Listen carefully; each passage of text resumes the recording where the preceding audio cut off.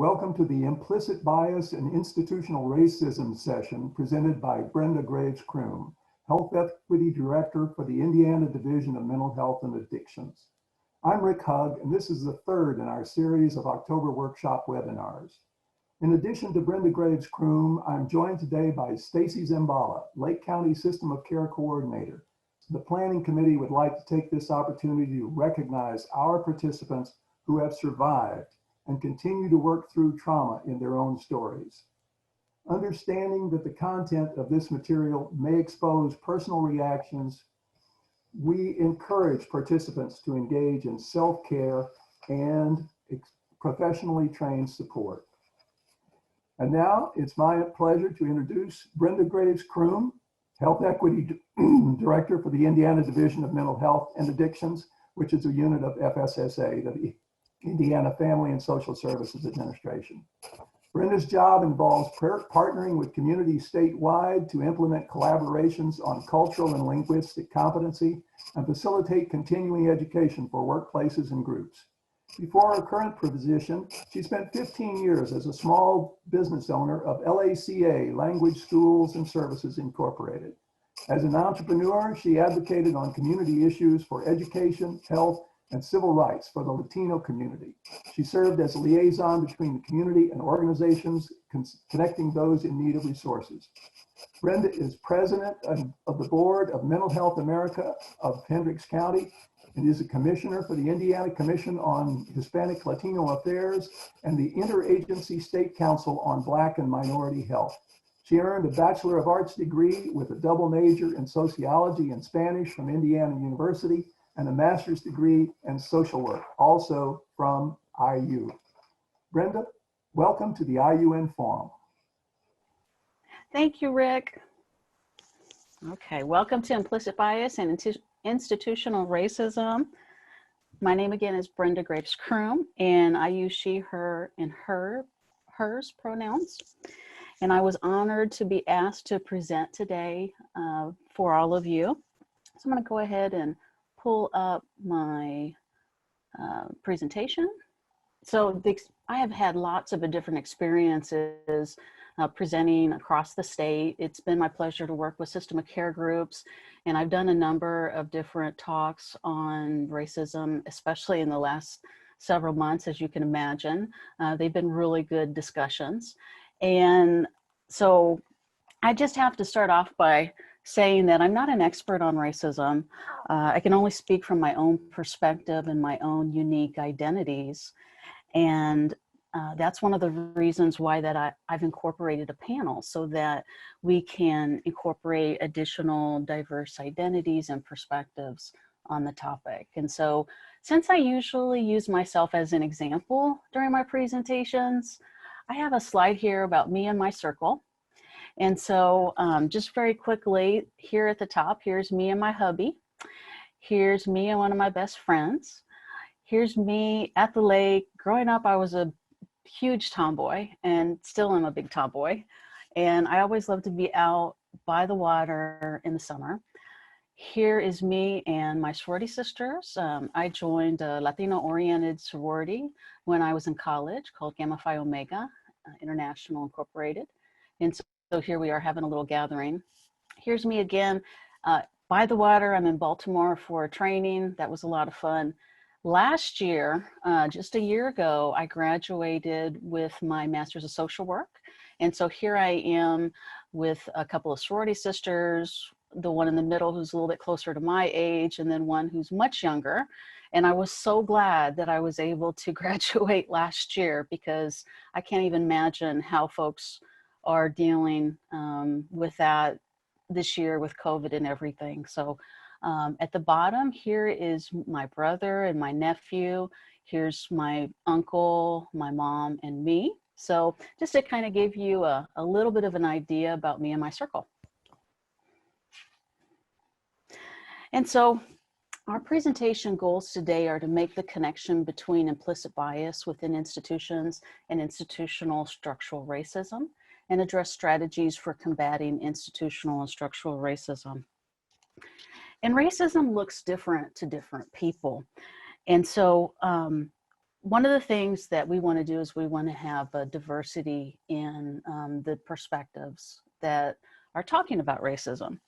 And as we are going towards the end of this presentation, it's going to be kind of a short presentation because I have two panels that I want to share with you. I'm going to kind of go fast through my presentation, and then we're going to get right to a couple of videos that are panel interviews that I did with 4 different people. And so towards the end of this presentation, I'm going to share some valuable resources as well. And our values are, so as a social worker, I should say, first of all, we embrace the following values. And I believe that it's important to stress these values, especially as we're having discussions about this particular topic of implicit bias and institutional racism. My hope is that we can embrace these values in our discussion. And so those values are being strength-based, which is looking at the strengths of the communities, of the various groups and people that make up society, rather than a deficit perspective.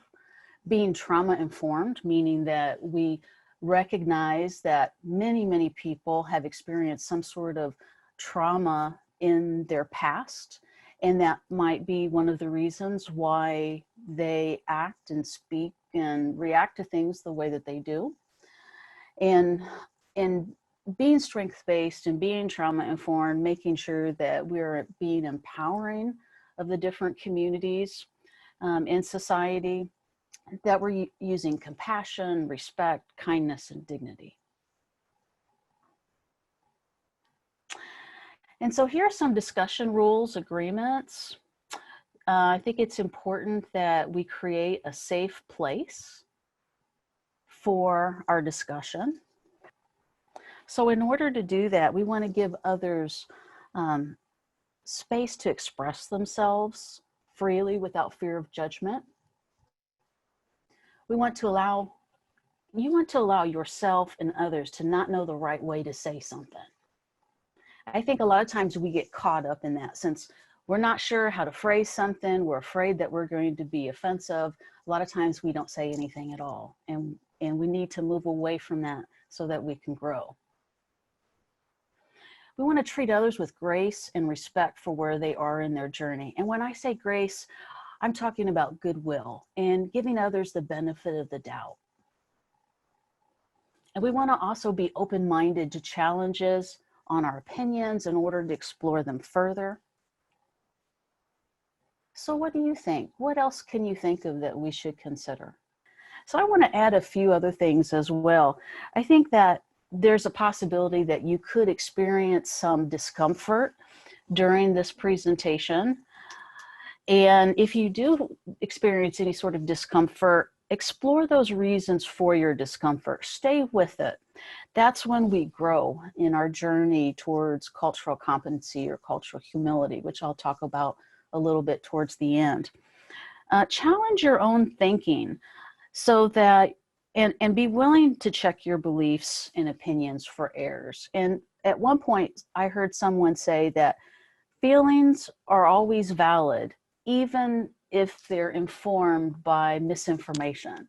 And so we don't want to change anybody's values or beliefs. What we're going to talk about is not meant to cause shame. So, keep that in mind as you're listening to these different topics that we'll discuss, and seek first to understand others' points of views. And so, as Rick was saying, we believe highly in self-care. These subjects may be triggering and cause strong emotions, such as anger, sadness, disbelief, denial, etc. And if you're triggered, take some deep breaths and a break if you need to. And the little picture at the bottom shows the belly breathing, where you're breathing from your belly. And deep breaths are proven to have an immediate effect on the body, slowing the heart rate and releasing calming endorphins from the brain.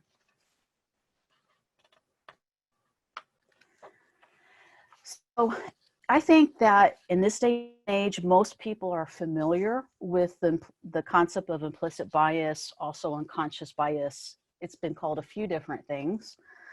Implicit bias can be triggered by seeing a person's name or seeing physical characteristics such as hair, skin color, etc. And it's related to the human instinct for survival and the tendency for fight, flight, or freeze. And implicit bias defined, also known as implicit social cognition, implicit bias refers to the attitudes or stereotypes that affect our understanding, actions, and decisions in an unconscious manner. So racism defined. There are many different definitions of racism. Ibram Kendi's definition encompasses a systemic or institutional and structural analysis of racism. Kendi says that there's no such thing as not racist. You can't not be racist. You're either anti-racist or you're racist. And truly, when we talk about racism, then we're talking about systems and not necessarily people. So systemically, policies are either racist or anti-racist. And so Ibram Kendi's definition of racism is a powerful collection of racist policies that lead to racial inequity and are substantiated by racist ideas. Anti-racism is a powerful collection of anti-racist policies that lead to racial equity and are substantiated by anti-racist ideas. And this particular definition comes from How to Be an Anti-Racist. And it's a book that I've started reading. It's a wonderful book. Here's the picture of Ibram Kendi. He's the author, director, and founder for the Center for Anti-Racist Research at Boston. And I would highly recommend looking up the website for that. They have emails, like a newsletter that they send out, and they're starting to send out some really good programming that's coming up in the future. So we must acknowledge that there have been great cultural and generational injustices and generational trauma that have been experienced by Black, Indigenous, and people of color. And so how we see that play out are outcomes of systemic and interpersonal racism. And so here are some statistics that I want to share with you. African American, Black people, 12% of the country's population, yet 33% of the total prison population, 2020. Native American people, 3.5 times higher than racial ethnic groups with the lowest rates of suicide, 2018. Latinx people, 38% experienced racial slurs and were treated unfairly, 2018. 1,500 reported attacks and incidents of discrimination towards Asians following COVID-19 outbreak, 2020. 4.2 million anti-Semitic tweets in English alone in 2020. As we look at the effect of these outcomes, and we're talking about disparities. So there can be disproportionality in the system, meaning that although a given population makes up a lower percentage within all of society, they are represented at a higher percentage in many different systems. Or they could be represented lower in terms of maybe getting the needed services. And so how does that happen? How does that come about? And there's been lots of research and work that's been done. And it all goes back to bias, whether it's implicit or explicit, power, and the isms. And we think about the isms, we're thinking about ableism, ageism, classism, heterosexism. These are all different examples of the isms. And so when you take unconscious bias or implicit bias, you combine that with power, which affects the actions, decisions, and behaviors of people, then that reinforces systems of oppression. And other isms such as racism, homophobia, transphobia, etc. So with implicit and explicit bias, we're talking about systems of power that are built on race, class, gender, etc. And they depend on each other, they overlap, they interact with each other. And that's why we often refer to intersectionality when we talk about how they interact with each other. And they build on each other. And individuals simultaneously can experience oppression and privilege as a result in their daily lives, interpersonally and systemically. And it's that intersections between isms that create social inequities. When we're talking about implicit bias, we're talking about those assumptions that lead to errors in thinking and behaviors, can lead to judgment and inappropriate evaluation, and can cause some very severe disparities that we're seeing in society. But yet at the same time, we have to keep in mind that there is resilience in social capital. And so even though a given group in society may be experiencing significant disparities and be potentially vulnerable to poor outcomes in life, we're all very, very resilient because of social capital, meaning that there could be an increased sense of belonging, increased networks and bonding and bridges that happens between our communities. And so when I was talking about my unique diversity, I identify as Latina. I also identify as white as well. And so what I see in my family is I see closeness, and not to mean that everybody in my community is family oriented and close, but you know, in general, as a trend, I see a lot of that. There are increased feelings of trust and safety when we're with each other. There's reciprocity, participation in the community. There's citizen power and proactivity. We respect others' values, norms, and outlook in life, and there's diversity. And so all of these things add up to resilience. And when we talk about resilience, we're talking about being able to pick ourselves up when something bad has happened and just keep going. So now this is where we're going to get into the strategies and resources. And I like this little comic. It says, we need to focus on diversity. Your goal is to hire people who all look different but think just like me. Isn't that the truth? Don't we see that happening? There's comfort in that. If somebody thinks like me, acts like me, then I'm going to trust them more than if they don't. So one of the most important things that you can do is to think about how you're framing your work. And there are many different frameworks that are out there. And as a social worker, frameworks are very important to me. And so for me, in the work that I'm doing, I'm promoting an anti-racist intersectional frame. And so it's important to have trauma awareness, maintain a safe environment, show respect, give control and choice, and use a strengths-based approach. So with the anti-racist intersectional frame, it recognizes the social effects of racism and that omitting a racial analysis from any work allows racist systems, laws, and policies to continue operating within the status quo. The impact of racial oppression is not fully realized without interrogating the intersections of all forms of oppression. Oppression based on SOGI, sexual orientation, gender identity and expression, class, immigration status, and ability. It doesn't divorce issues affecting historically marginalized communities from the social, political, and material conditions in which they exist. The framework rejects pathological explanations of behaviors and outcomes because such explanations mask the role institutional structures play in affecting outcomes. And this is where we're talking about being strengths-based. We are not blaming the victim for what has happened to them.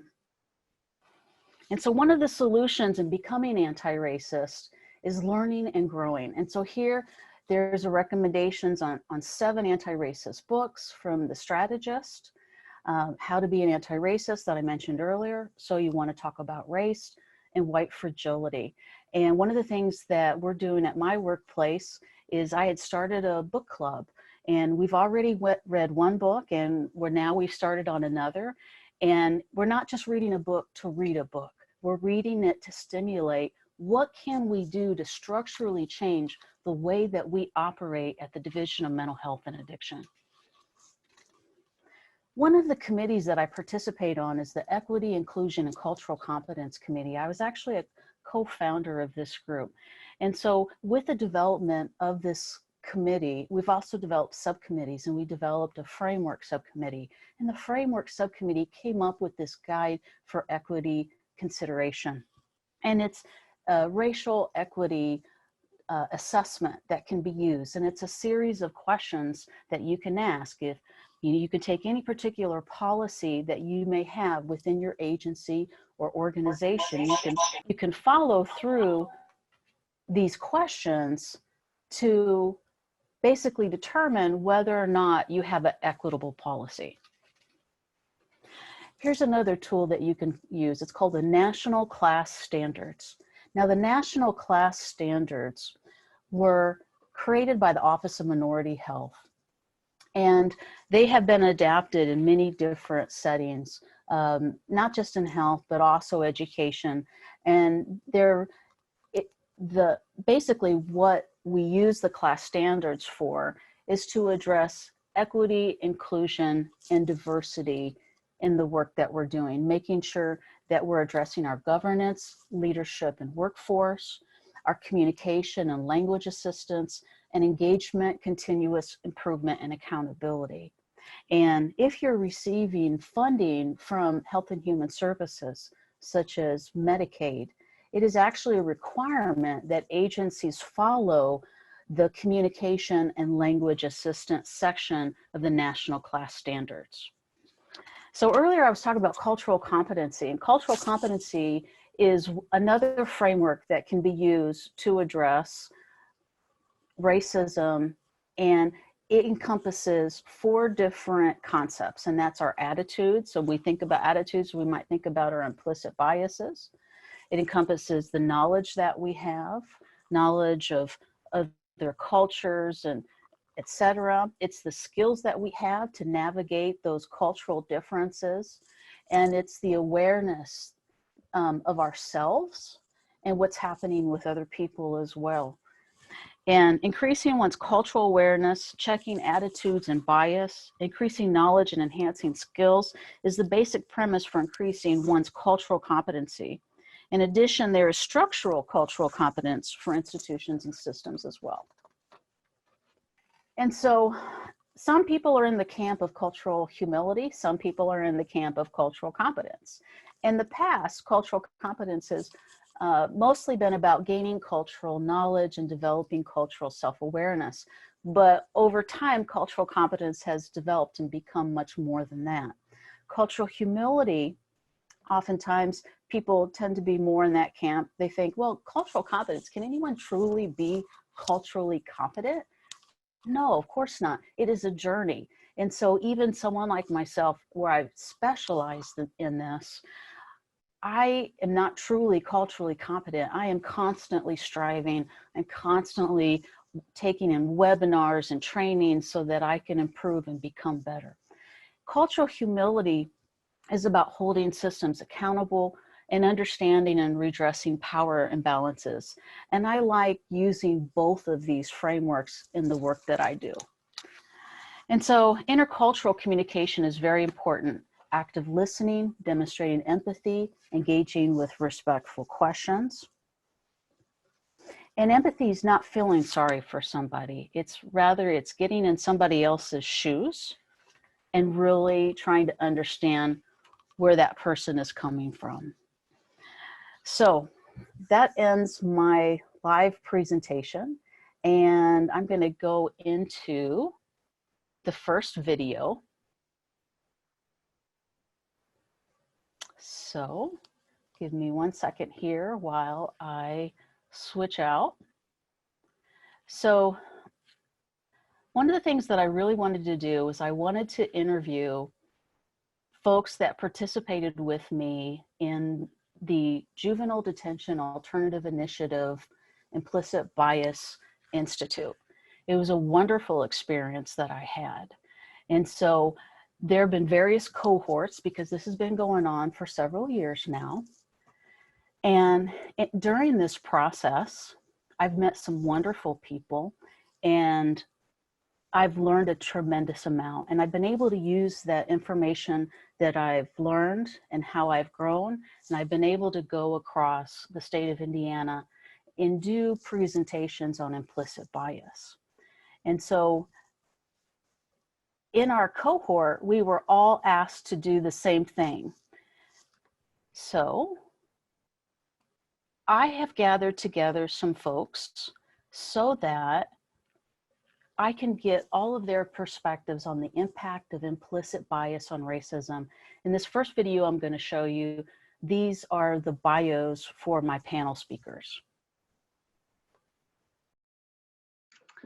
I will be interviewing the following individuals for the training, and they are Joanne Price, Anthony McDonald, Janae Belitza, and Nara Olivero. And so I'll start with sharing Joanne Price's bio. Joanne is especially passionate about her work in the juvenile court, where she dedicated her life and career to advocating for youth with delinquency concerns, as well as families involved in abuse and neglect cases and termination of parental rights matters.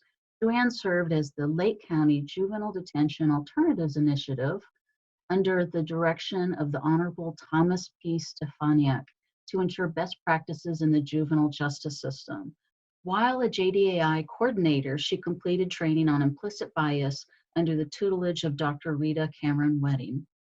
Joanne attended Purdue University in West Lafayette, earned a Bachelor of Arts degree in African American Studies with minors in mathematics and psychology, achieved her Juris Doctorate from the Valparaiso University School of Law, and been practicing in the state of Indiana since 1998.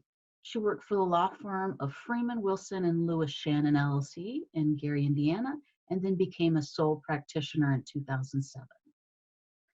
Joanne focuses on juvenile justice, estate planning, probate administration, civil litigation, and domestic relations.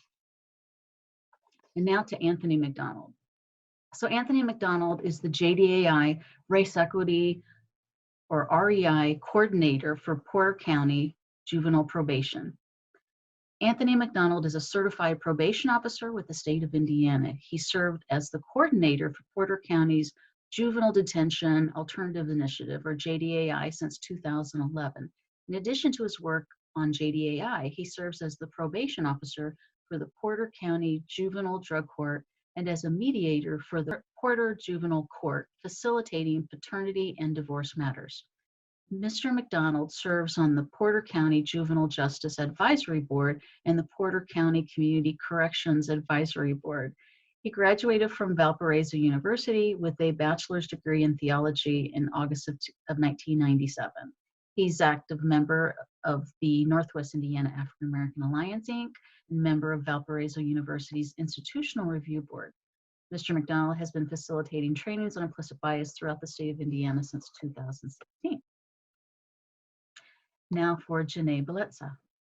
As the Chief Operating Officer at Indiana Parenting Institute, Inc., Janae brings to her daily work over 30 years experience in building strategic partnerships, business branding such as media development, marketing communications, public relations, and more, and in providing a behind-the-scenes look into the struggles of today's families, along with sharing ideas and solutions for addressing those problems through the appointments that she holds, the boards and committees that she serves on, the engagements she has spoken at, the radio programs she has hosted and guested on, and through the articles she has written, all to influence the policies written to ensure that families thrive.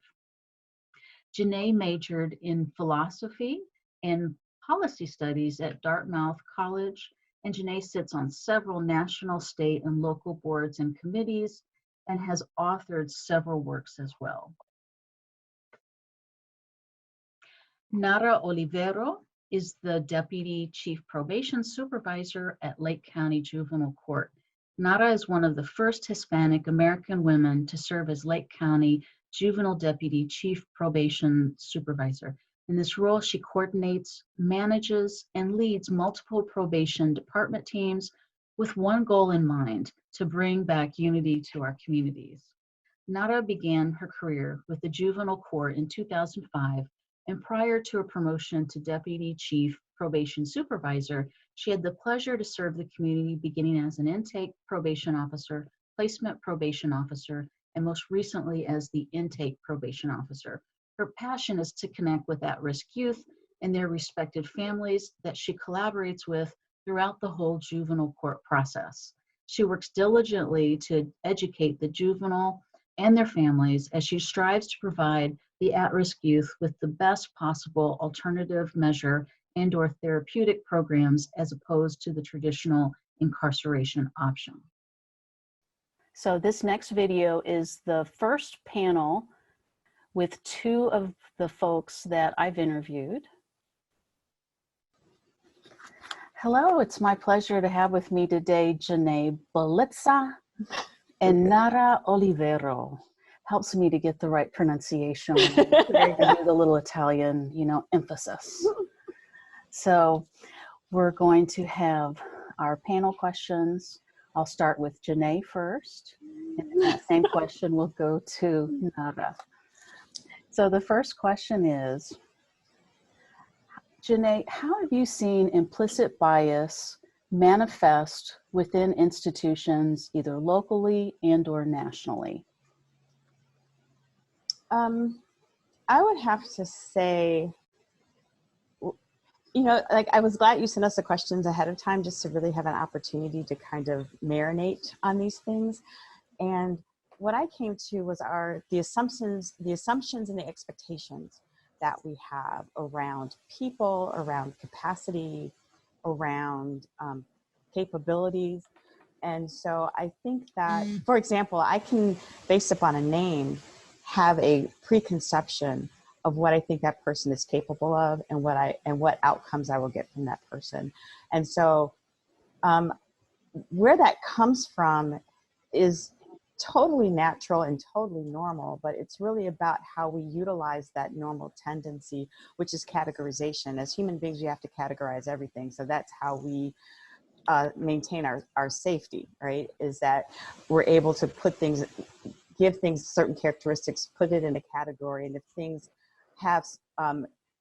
match those certain characteristics, we first approach it from that perspective and then allow our interaction with it to change that.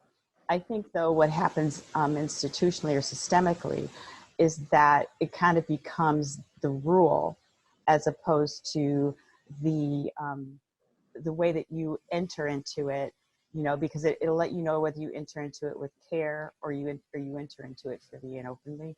And so what I think systemizing things can do is make that the way that you have to address that person or address that situation, as opposed to realizing that's just an entryway into it, but you still have to engage and interact to really understand if that person truly matches the characteristics of something that's dangerous or something that's safe. So I think that that's what you find, is that we will immediately go, oh, because this person exhibits XYZ characteristic, that they must be this. And being aware of that and being able to say that, okay, I've got this sensation about this person, now let me prove this sensation is correct or this feeling is correct, is a way to address that I don't know. There may be people who come into it feeling like that, but the system doesn't permit them to do that. So those are the two major things that I think is that categorization tendency systemized tends to have us rely too heavily on those assumptions and expectations that the categorization produces.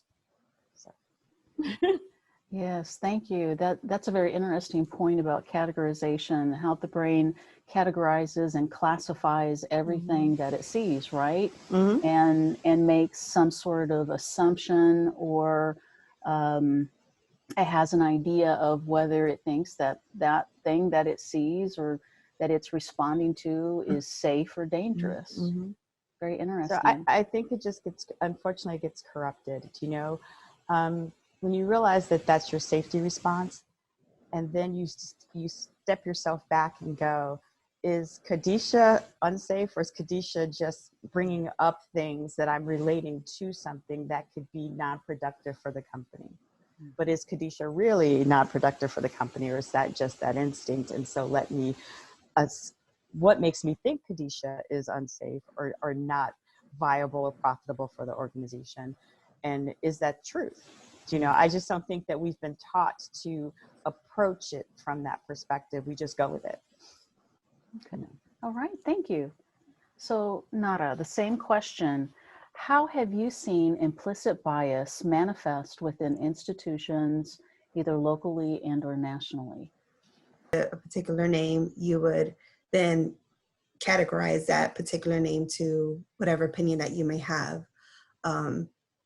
So in my opinion, it sometimes seems as if the hiring process and promotion process throughout local, through state and federal levels, may possibly be designed to maintain superiority over the overall structure of institutions, which in turn could possibly be a breeding ground for structural or institutional issues. It's hard not to notice that one particular race is almost always in a conference room, sort of. Mm-hmm. I would like to see more diversity across, law enforcement. I believe that it could usher in a positive outlook towards, our future. But it also can help repair some of the damages from the past. I wanted to give a specific example. My brother-in-law has been in a particular law enforcement agency for maybe over 20 years. And he continues to go or try to go for promotions.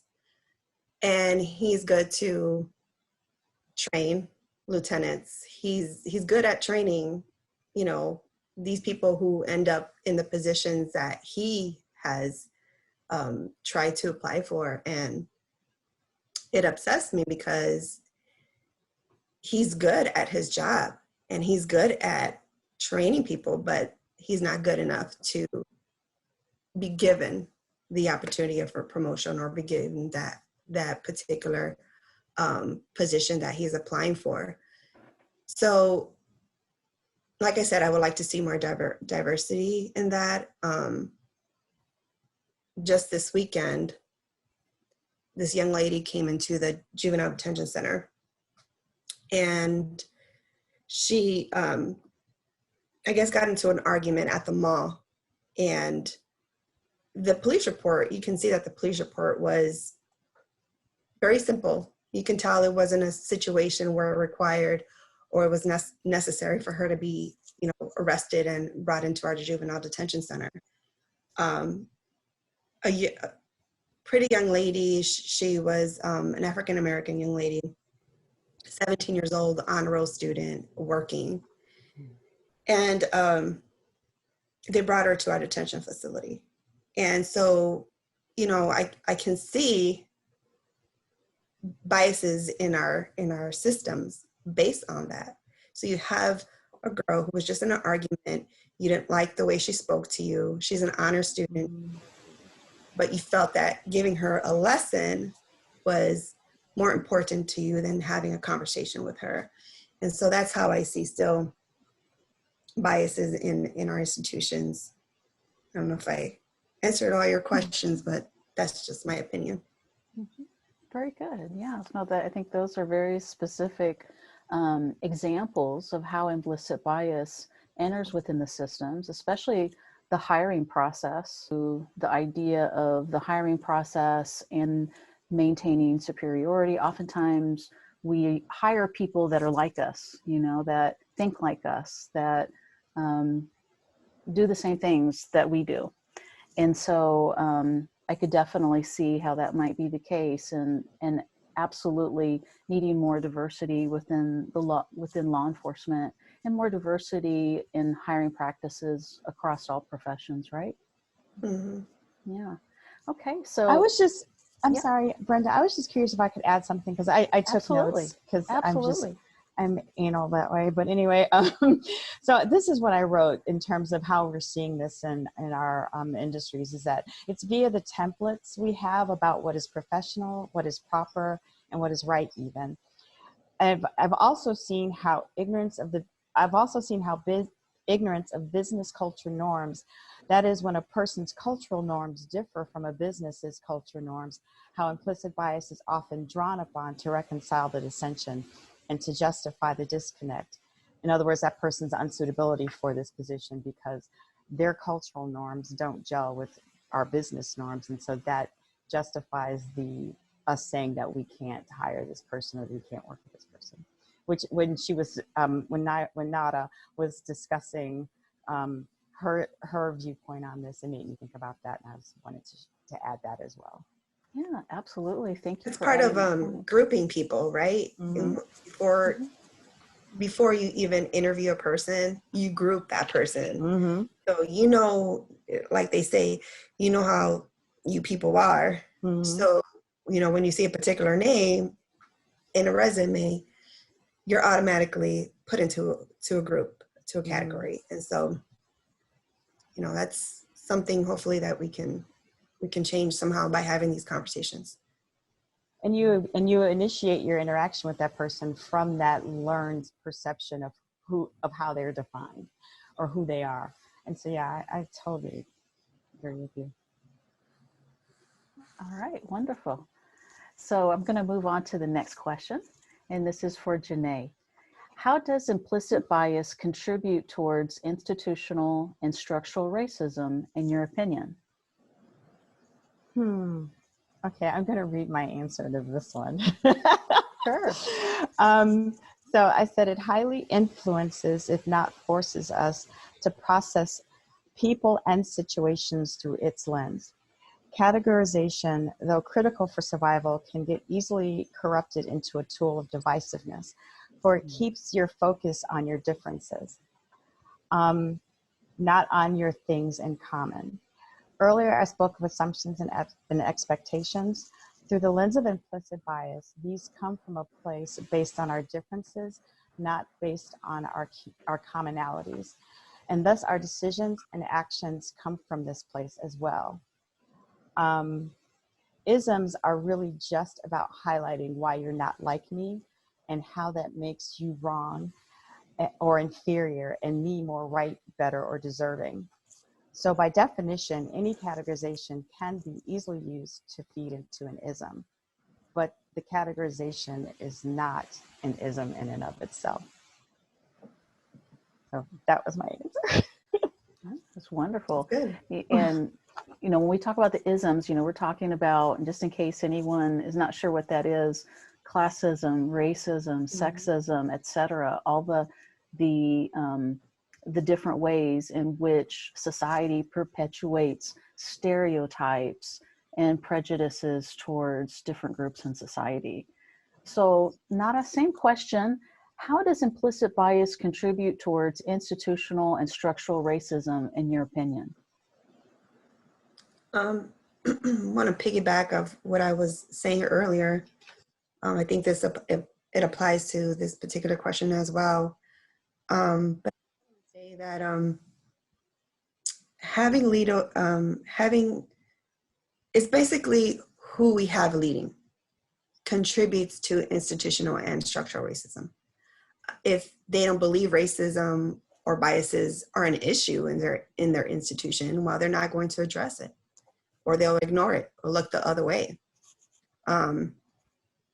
That's why in my particular field or area, the juvenile system, that's why certain areas arrest certain colors more than other areas. So, you know, we continue to have an issue with African American juveniles being arrested at a higher level than white. Well, that's because perhaps these conversations are not being addressed in their police departments. So I think that who we have leading contributes a lot to institutional and structural biases. You know, you make me think of something, Nada, because when I worked with JDAI, when Joe was over it, one of the things that we had discussed in one of our red meetings, and don't ask me what racial. Yeah, I was going to say, you're speaking a lot of acronyms. What is JDAI? JDA, Juvenile Detention Alternative Initiative. That I remember, but red is racial and equality, equity, diversity. Oh, as racial and ethnic diversity. I was the chair of a group and I can't even remember the name. I just called it red all the time. But anyway, one of the things that we had noticed and pointed out was that the thing about a lot of the treatments that you end up seeing in those regards are also supported by the people who they're toward. So for example, I'm amazed at how many schools will call the police because they feel that that kid needs tough love. So you're in essence encouraging something that on the other side of it, you're very against. So you can't be one of the parties ensuring that that continues to happen by saying, let's call the police on this student so that they can, through tough love, understand that this kind of behavior takes them there and that they'll never do it again. Mm-hmm. And that may have worked in a time where our youth were much more innocent, but I think with the struggles that they've been having in life in the last 20, 30 years, that doesn't work anymore, because that's part of their existence now, is dealing with the with law enforcement and with that element of the system. And so I think that those kind of behaviors need to change, because it's just an old mm-hmm. habit that no longer is relevant. Like I said, I think it worked at a time when kids had much more of a nurturing, supportive and home environment. But I think now, because, you know, a parent would get to a point where the kid would get a little excessively rebellious and scaring them straight, which was a program back in the 70s, I believe, or late 70s, early 80s. It doesn't work anymore. And so mm-hmm. I think without that balance, it's hard for law enforcement to do what you're saying, Nada, if we don't support it with ideas like that are outdated. Mm-hmm. It's the willingness to have these conversations. Mm-hmm. I mean, we're struggling with the police departments to come to the table. Mm-hmm. So, you know, we're improving. And so that's the first step to start with whoever is open to having these conversations. Mm-hmm. And so we're hoping that we can continue to have these conversations with other police departments that weren't open to these conversations in the past. Mm-hmm. And I think maybe going to schools and teaching them how to interact with a rebellious child, because rebellion is normal. We haven't taught people that. People think rebellion is this extraneous thing and this kid has gone off the deep end. No, the teen years are a rebellious time because they're trying to self-identify. You know, up until that point, they've been identifying through the identity that their parents have given them. So the teen years are about figuring out who you are. Mm-hmm. And so rebellion is natural, and we haven't taught people how to work through that rebellion and even what the purpose of it is. And so I would maybe we need to teach administrators or teachers in schools about how to address that rebellion, as opposed to thinking tough love is the way to get a kid to straighten up. You know, scaring them straight is the way to get them to straighten up. Because I cannot tell you how many times I've heard teachers, administrators say that, you know, this will show them. Mm-hmm. No, it perpetuates a high rate of kids going through detention. It doesn't, you know, this isn't going to straighten them up. So I think that's what I'm saying. It's a conversation. You know, it's a dialogue. It's not one side. The other side is contributing to it too. And if we don't address both sides, then we're still going to have the same problem. Because let's say we improve law enforcement, but if the people who are feeding it aren't improved as well, we're going to still end up with the same problem. I agree. So in that video, we heard about the hiring process and addressing implicit bias.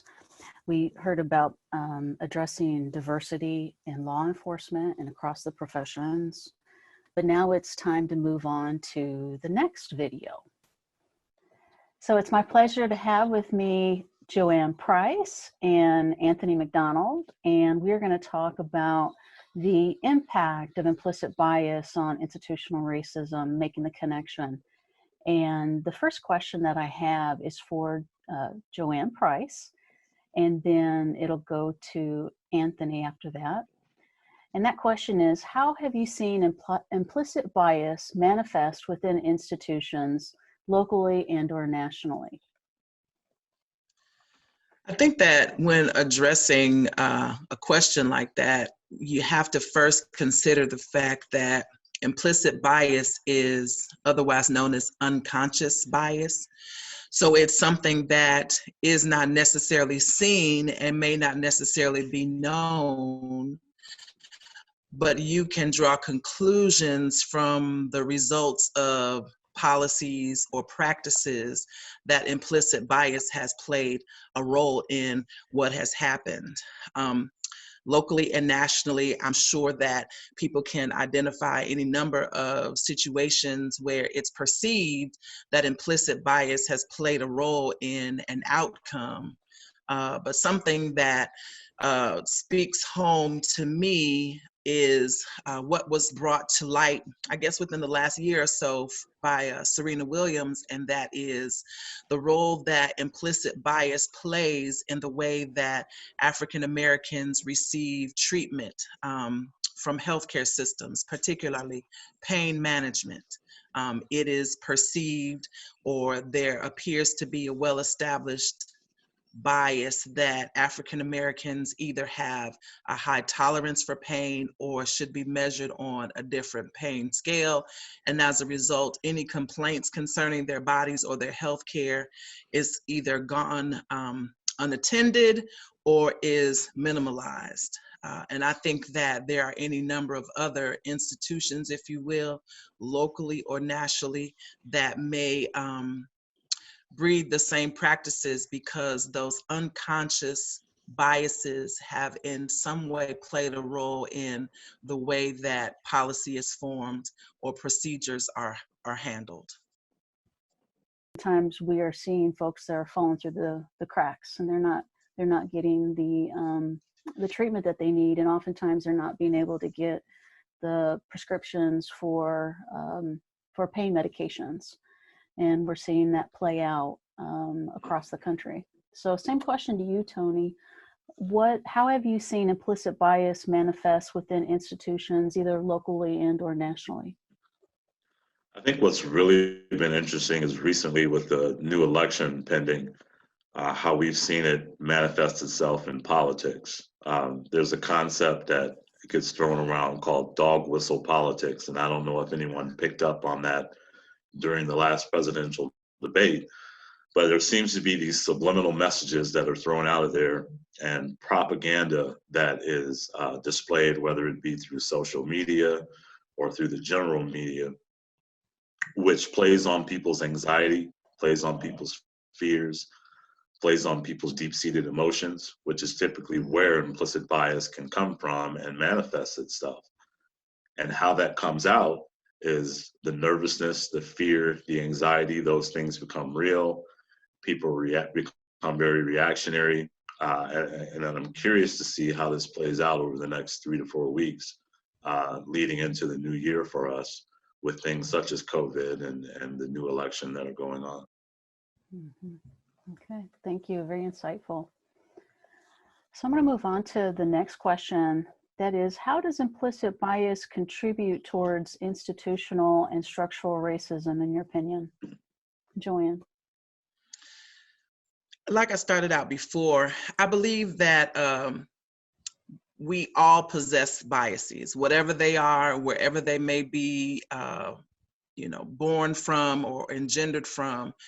And there are a significant number of times that we are not aware of them, but yet we carry them with us and they form every decision that we make. So I believe that if we sit around the table as decision makers or policy makers, or people who are in a position to, make decisions that affect other people's lives with these biases unaware to us, then they breathe into those outcomes and adversely affect people or groups of people that then now turn into racist practices and procedures. I think that it's imperative for us to really embrace the knowledge that we all, no matter what they may be born from, we all have implicit biases. We all have unconscious biases that in some way speak to and form or inform our decisions in every day. Yes, we certainly don't leave home and leave our biases at home, do we? They come. Certainly if you're not aware that you have them. Yes, yes. And so one of the things that we see happening when we're not aware of our implicit biases is that they're affecting our behaviors, the decisions that we make. And so as we look at what is happening with systemic racism within our institutions, then when we don't see that implicit bias checked by individuals, then it just moves to reinforce those structures as they've been created. Tony, same question. How does implicit bias contribute towards institutional and structural racism, in your opinion? Well, the new definition of contemporary racism involves well-meaning, good-intending people who make mistakes that may or may not be interpreted as racist. That can manifest itself because we as policymakers, or we as people who work for institutions, criminal justice in particular, if we feel like we don't need to do anything to make the system better because I am a part of the system and I'm a good person and I have good intentions towards everyone I meet, then it can cause us to miss opportunities to make the system better for those people that do struggle or that do experience disparities when they are faced with some sort of dilemma or problem, whether it be across criminal justice, education, mental health, or just general wellness or financial. Mm-hmm. I think it also speaks to my theory on focusing on what people do or what someone did as opposed to what they are. We can spend a lot of time and exhaust a lot of resources trying to prove someone is something, but I think our actions speak louder than words. And I think the more that we make attempts to overcome the things that do keep those systems in place, which people do historically see as systems that have not been for them but against them, I think that's what allows implicit bias and structural racism to continue to exist and thrive.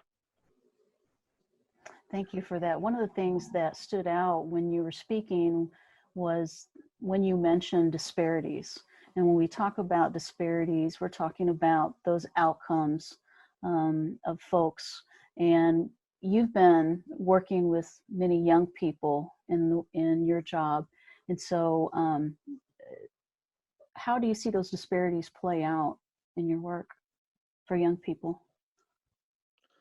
Just the lack of opportunities, lack of viable opportunities for success, whether it be because of good old boy politics that might be in play, whether it be because financially they don't have deep enough pockets to hire a good attorney who can continue the process of continuances, or because that good attorney doesn't have a network where he can present his client's case to the prosecutor directly.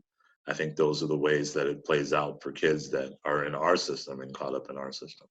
Okay, thank you for sharing. Okay, so we'll move on to the next question. Why is it important to educate our justice, child welfare, education, health, mental health colleagues on implicit bias, in your opinion, Joanne? You know, again, going back to the role of being policymakers or decision makers, if you're in a position to make a decision or influence someone's outcome, and that influence is laden with your own biases, then is it really going to inure to the benefit of the person that you think that you're helping? For example, in juvenile justice, we are bound by what we call the best interest standard. In other words, whatever decision is made or whatever service is provided to a child is determined to be in that child's best interest. But if you are unaware of any particular biases, then whatever decision you make that you perceive may be for that child's best interest, it begs the question, is it really going to bring out the desired results or have a positive or favorable impact on that child if it is undergirded by some biases that may otherwise erode the great potential that the service or the decision may have on that child's life. Mm-hmm.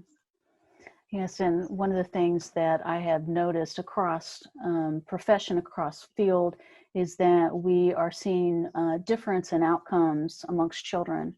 And so when you see those differences as they relate to race and ethnicity, socioeconomic status, et cetera.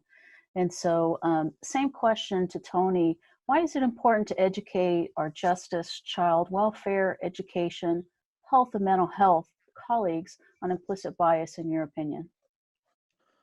Well, a new concept, well, it's been around for a while, but I've recently started researching it a little more, is consciousness integration.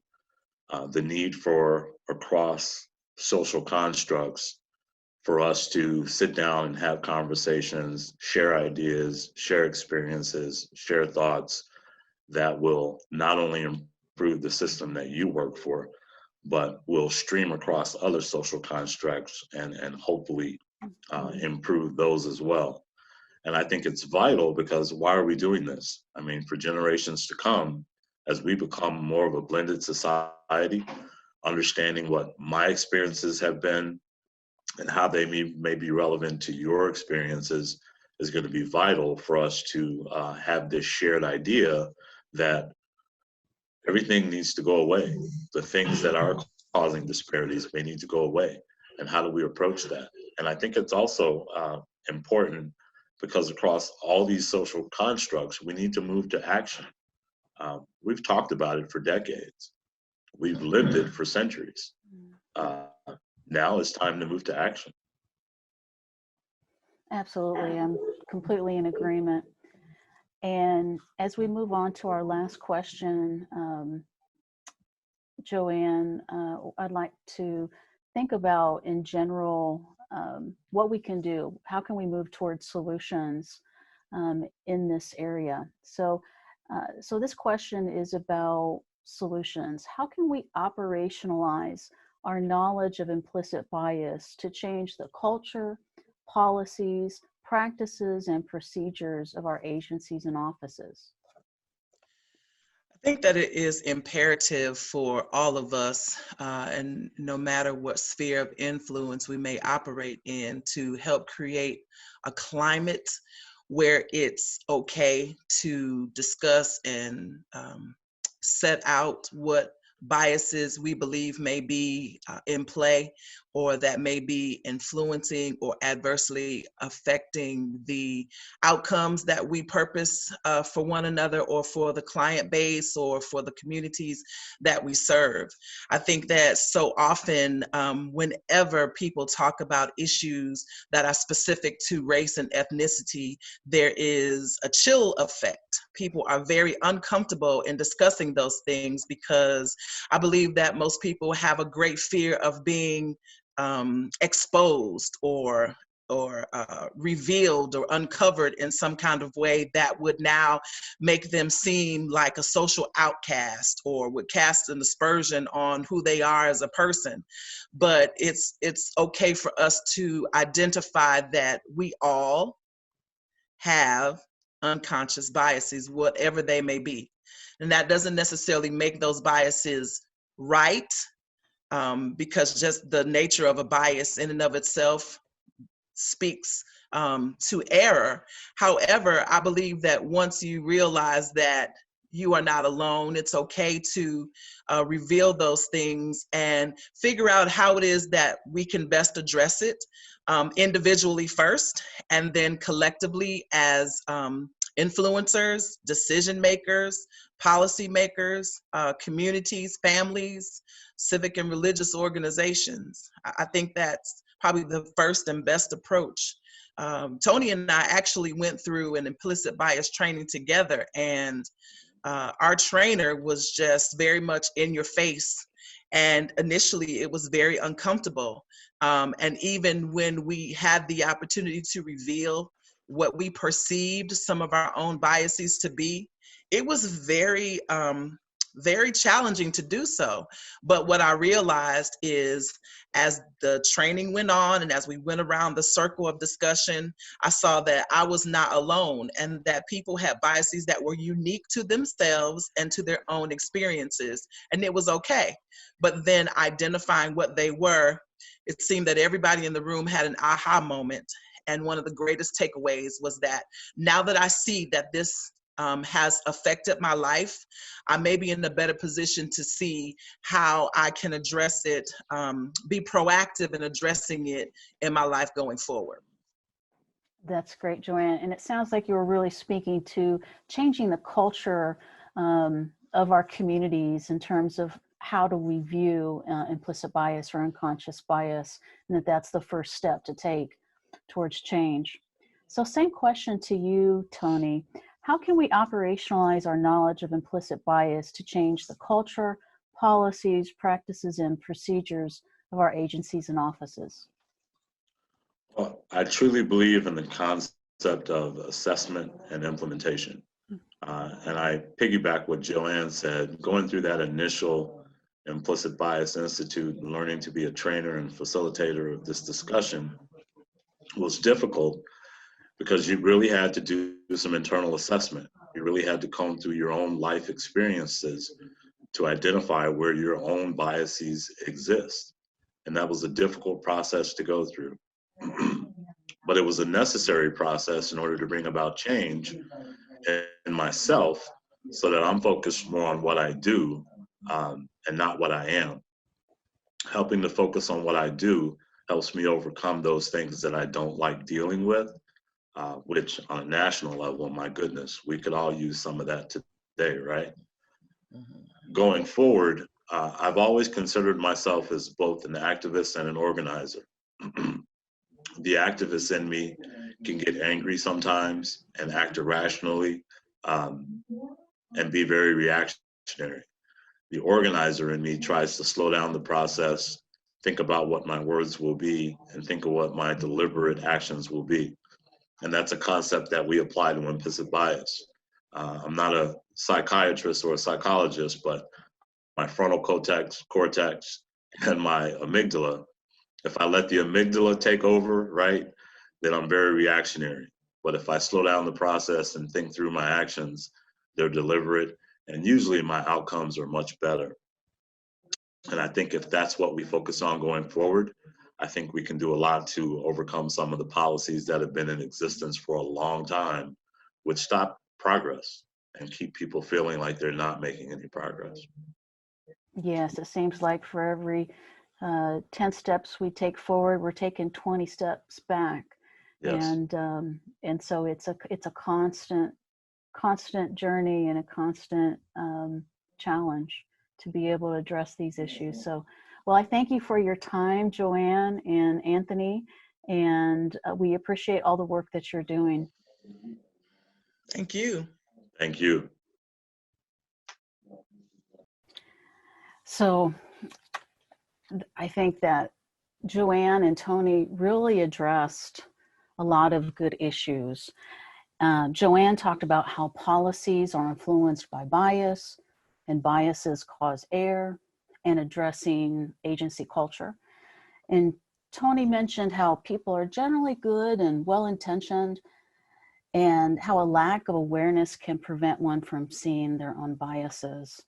And I love how Tony gave a call to action during that interview. And I believe that our call to action is allyship, and allyship of our mainstream or majority groups on these various issues. So I'm going to open it up for questions at this point. Thank you for participating. So I have a question. How do you think juvenile justice has changed in Lake and Porter County as a result of these discussions? I don't know if any of our panelists want to address that question. Just from a Porter County perspective, it's nice that we have more groups that are forming, more groups that are working to undo racism, more groups that are challenging policy. You know, I've always said that people have a hard time trusting juvenile justice because historically they've associated, you know, the justice system with the systemic racism that still exists in our country today. And for us to be the leaders in that, it makes it tough for people to trust us. But to see other outside organizations working in collaboration with juvenile justice, with the education departments, with law enforcement, I'm optimistic that we can achieve some changes, some meaningful changes. What I've been noticing is that as horrific as George Floyd was, it's opened up a door that is allowing us to address these issues. I have not in my previous 50 plus years on this planet seen such an openness to have dialogue, to reach a point of understanding, and to actually find ways to resolve the issues.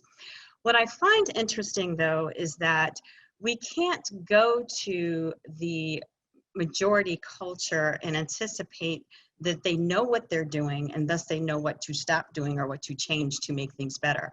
I think that they're coming to us, you know, what George Floyd opened was them coming to us to say we have no idea what to do. And what I'm finding is that a lot of times we have no idea what to offer them to do except to say stop what you've been doing. And so I think that with this opportunity, what we need to do is be much more intentional, really think about what it is that we need from them so that we can help them to understand the changes needed and then how to implement those changes. So that's what I'm not seeing yet, but I'm feeling that I'm hoping that as this dialogue continues, that we'll start getting much more specific about what it is that, not just what we want changed, but what needs to occur to make those changes happen. So, I mean, it's a good time. I just hope that we start giving them specific instructions on things to do and get out of that anger, because they're coming to us wanting to know how to change it. So don't be angry about what happened. Let's start here and show them what needs to happen to move forward and receive that equity that we're all striving for. Thank you, Janae. So I actually have another question for you guys. And that question is, shouldn't school administrators and or teachers be aware of development stages as they relate to youth? Well, I mean, since I brought it up in our video, yeah, I mean, I definitely think so. Like I was saying, the teen years are purely about figuring out who I am. And so if a teacher doesn't know that, and so part of that is rebelling against everything that you've been up until that point taught that you were, you know, because you're testing it to make sure that's really you. So in order to test it, you have to do opposite it. And so I think that if we're unaware of that, we just see the rebellion and just go nuts. Another thing that we teach at Indiana Parenting Institute to our clients is about the terrible twos. They're terrible because at 2, the brain is at a point where it's learning how to make decisions. And so the no is not a expression of defiance. It's just letting you know I don't want to do that. You know, I've made a decision, and the no element is the decision. It's not that I'm being defiant to what you just said. If you tell me to clean my room and at 2 I say no, or pick up my toy, and at 2 I say no, it's not me being defiant. It's me telling you that's not what I want to do. And so if we're not taught to understand these signals and how these different stages are showing themselves to us, then we're going to misinterpret it and think the 2-year-old's being defiant and punish them, as opposed to realizing, oh, okay, that's what that means, and then helping the child to develop that ability to make decisions. And so it's the same thing when the child's going through the self-identifying phase or the teen years, is that instead of you know, freaking out that they're saying no or doing the exact opposite of what you just told them to do. Understand what's motivating that and help them to find more productive ways to learn who they really are. So I'm struggling with that now because I have a 4-year-old who will soon transition into kindergarten next year. And in my mind, I had this question posed to me by a friend of mine. Why would you want to live in a community and subject your child to racism? Why not live in an all-Black community like you were raised in and you grew up in? One, I feel like I have a choice to live where I want to live. And two, I don't know if you can prepare someone to deal with racism. In terms of preparing the school for that, I know the schools need to be more proactive. They need to focus more on curriculum that is well balanced, that represents all cultures. I just don't know how to push that agenda. I don't know how to prepare my child to deal with racism the first time she sees it, or to recognize it the first time she sees it. And it's something I'm struggling with right now. So Jenna, I'll throw it back to you. And I don't know, as a parent, I mean, you can prepare someone for it, but the emotion that you feel the first time you recognize it is really strong. So hopefully the teachers are preparing themselves for that and learning more about how to recognize it, how to interrupt it, how to be vocal when you see it, and how to teach students to be vocal when you see it as well. a conversation that Brenda Nato and I had when we were talking was just about categorization and how it's human survival instinct to categorize, because there's so much data out there, there's no way we can process it all individually. So categorization is meant to assist in any rapid responses that are required of us. And so what one of the comments that I had made in our conversation was that categorization is not a bad thing. So putting people in groups is not a bad thing. It's when we corrupt those groups and put value statements on them or capacity statements on them that are not accurate. Because there are bad people in every group, there are good people in every group, there are really smart people in every group, there are really dumb people in every group, you know, so giving those type of adjectives to specific groups or to specific categorizations is where we get into trouble, and I call that and I call that the corrupting component. So in teaching our kids about it, I think it's really important because people are going to have their own opinions and their own feelings about the different categories, whether they've been programmed or taught to think that, whether an experience has made them come to that general conclusion. And I think that that's a conversation that we don't have with our kids or even with each other.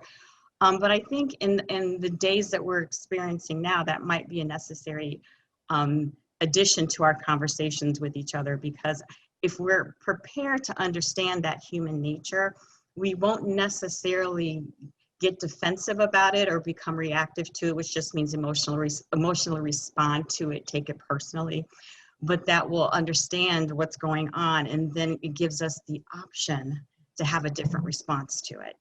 And so I wouldn't, because if you don't share that with your 4-year-old, that there are going to be people who don't like you for whatever reason.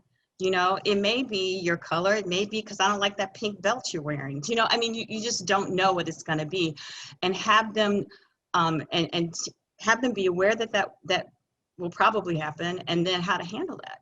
You know, so that when it does, they're prepared, and that if it doesn't go the way that you want it to, let's talk about it so we can see what another option of response is, and those kind of things. I don't think we have those discussions. We're very reactive as a people in terms of, I mean the human race, in that we wait till it happens to respond to it, as opposed to history continues to show us certain things, yet we keep reacting to it, as opposed to like figuring out really effective ways to respond. So I don't think we should hide ourselves from any aspect of human nature, because even we will conduct it, we'll do it. But so it's a matter of, if we allow ourselves to be open to that, we will not only see the negatives and the goods of others, but we can also see what our capacity is in those same areas, and thus how to handle ourselves. Because at the end of the day, all we can do is direct. We can't really direct others, and if we all work on better self-direction of our behaviors, then I think that you'll see, as a result of all of us working on it, that it'll be a better place for everybody. So does that help, Anthony, in terms of how to move forward with your daughter? I don't think we should hide things. I think when you're struggling as a family, make it as a family and not, okay, we got to hide our kids from this, because you know what you're doing? You're empowering them to be able to handle a similar adversity, or a same or similar adversity when they're an adult, or even when they're a kid. I mean, imagine if you're 13-year-old, you guys are going through something, and because you guys have gone through it as a family, your 13-year-old has this brilliant epiphany, and you're like, where did that even come from? And that's brilliant. But you prevent that because you don't engage them, as you don't engage the challenges of your family to be a family event, you know, because, and I think we lose a lot of that in our families by not engaging our kids to allow them to be part of the solution. My hope is that the teachers can be an extension of that conversation that we have at home. Thank you, Janae and Anthony. So I've got one more point that a participant has made that I'd like to share. Teresa says, it's a great point to understand the cognitive and emotional developmental stages may not be congruent with chronological age. It is also important to understand behavioral modification is not like instant oatmeal done quickly. It takes time and consistent effort by persons integral to this person's life experiences. And that's an incredible point. Thank you for sharing, Teresa. Absolutely agree. Thank you. Thank you very much, Stacy, Brenda, Tony, Joanne, Nara, and Janae. And thank you also to Teresa and to the questioners. Finally, we'd like to thank our funders, Geminis Community Partners, and the Service League in Northwest Indiana, and all our other community partners. You can find a list of them in our credits. And we thank you for joining us. And thank you for all you do for Indiana's children and families.